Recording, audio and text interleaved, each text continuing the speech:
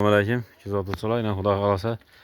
Bugün 8. oktyabr. Biz növbətdəki kategolarımızı bitirib Dastlabkiyə verecek oturubumuz Xuda qalasa.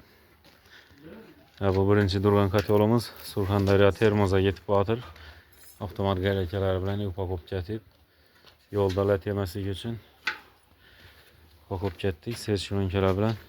Bu kategorumuz bir gəncə 3 tane kvartiraya qonşular gəlişib. 3 kvartiraya koyacaq ekerlər buna. İstəyinlik kat olduğuna eken evvel bızıları rezervuarlarına üzərimizdə hibrid kategorunu koyup bəryatırımız Xuda qalasa. Buna ustalarımız ertən ustanıb gətirdi. Avtomat qələkələr bilan cihazladık. Bu kategorumuz Yengi Bazar tüməninə getib batır. Yengi Bazardakı klientlərimize zakazına bilan getib batır Xuda qalasa. Sen müracaat ederse yine kategorilarımız biringetin teyarlanıp götürüp tuttu.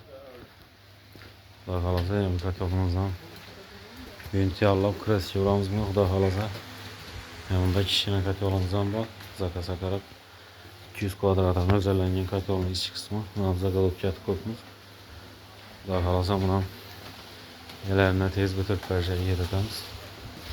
Sen müracaat ederse Hazine Xuda qalasa 512 kilo üzərimizdə Abdullah Kəmal maşinində yetib batır bu kategorlarımız.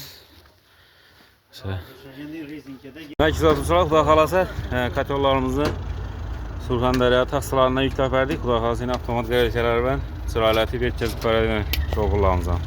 Köməkçiliyində ekonomik kategorlar gəlirsə müracaat edersə pəstə rəqamlarını qaldıramız.